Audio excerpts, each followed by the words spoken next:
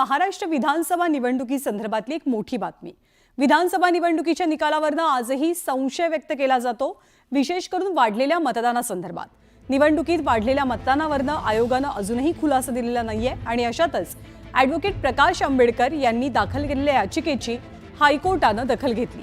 हायकोर्टानं केंद्रीय निवडणूक आयोग आणि मुख्य निवडणूक अधिकारी यांना नोटीस बजावली आहे आणि 2 आठवड्यात खुलासा सादर करावा असे निर्देशही कोर्टाकडनं दिले गेले आहेत। त्यामुळे कोर्ट रूम मध्ये आज नेमकं काय झालं हे आपण पाहतोय।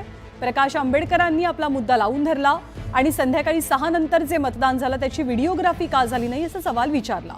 मतदानादरम्यान आयोगानं आदर्श नियमावली का पाळली नाही हाही प्रश्न त्यांनी उपस्थित केला। तर झालेलं मतदान आणि मोजलं गेलेलं मतदान याची जुळवणी करावी अशी मागणी प्रकाश आंबेडकरांनी केली।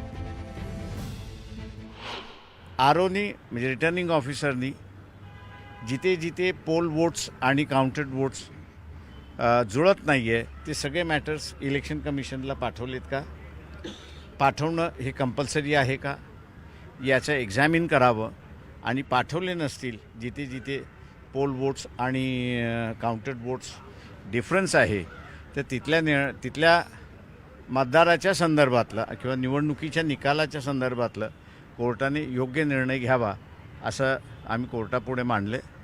कोर्टाने नोटीस इश्यू केलेली आहे। 2 आठवड्याची मुदत दिलेली आहे। 2 आठवड्यानंतर पुन्हा हे बोर्डावरती येईल अशी परिस्थिती आहे। आपल्याकडे लोकशाहीमध्ये आपण कोर्टाच्या आदेशाचा सन्मान करतो आणि त्याच्यावर कोर्टाने जर आदेश दिले तर इलेक्शन कमिशन या संदर्भामध्ये तपशीलवार निश्चितपणे खुलासा किंवा माहिती त्या ठिकाणी कोर्टाला देईल। आणि महाराष्ट्र विधानसभा निवडणुकीत वाढलेल्या मतदानावरती राहुल गांधींनी सुद्धा संशय व्यक्त केला। महाराष्ट्र विधानसभेच्या निवडणुकीत 70 लाख नवे मतदार वाढले। या वाढलेल्या 70 लाख मतदारांची माहिती जाहीर करावी अशी मागणी राहुल गांधी करतात। तर शिर्डीमध्ये एकाच इमारतीत 7000 नवे मतदार कसे नोंदवले गेले असा सवालही त्यांनी विचारला। महाराष्ट्रातल्या मतदार याद्यांमध्ये गडबड झाल्याचा आरोप संसदेत बोलताना राहुल गांधींनी केलाय।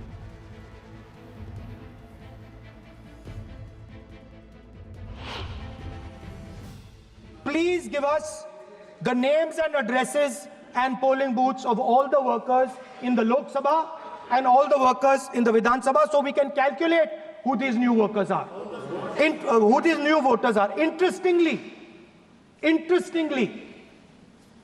the new voters are mostly in the constituencies that the BJP has swept. Please understand, the new voters have been added mostly in the constituencies where BJP has swept. I am still not making an allegation. आणि राज्याचे मुख्यमंत्री देवेंद्र फडणवीसांनी राहुल गांधींसंदर्भात एक tweet केलंय आणि त्यांच्या वक्तव्यावरती निशाणा साधलाय। राहुल गांधींनी केलेल्या वक्तव्याबद्दल त्यांनी माफी मागावी असं देवेंद्र फडणवीस म्हणालेत। महाराष्ट्राचा अपमान करण्याऐवजी आत्मपरीक्षण करा। छत्रपती शिवाजी महाराज, भारतरत्न डॉक्टर बाबासाहेब आंबेडकर, महात्मा फुले, वीर सावरकर यांच्या भूमीचा तुम्ही महाराष्ट्रातल्या जनतेचा अपमान केलाय। तुमच्या पक्षाचा पराभव झाल्यामुळे तुम्ही महाराष्ट्रातल्या जनतेनं एनडीएला दिलेल्या लोकशाही जनादेशावरतीच प्रश्नचिन्ह उभं केलंय। देवेंद्र फडणवीसांनी राहुल गांधी यांच्या भूमिकेविरोधात एक ट्विट केलंय आणि राहुल गांधींच्या वक्तव्याबद्दल त्यांनी माफी मागावी अशी मागणी केली आहे। आत्मपरीक्षण करण्याऐवजी तुम्ही निंदा करताय आणि यासाठी महाराष्ट्रातली जनता तुम्हाला माफ करणार नाही। राहुल गांधी माफी मागा। आणि या बातमीसोबतच बुलेटिनमध्ये आपण एक छोटासा ब्रेक घेणार आहोत। पाहत रहा न्यूज 18 लोकमत।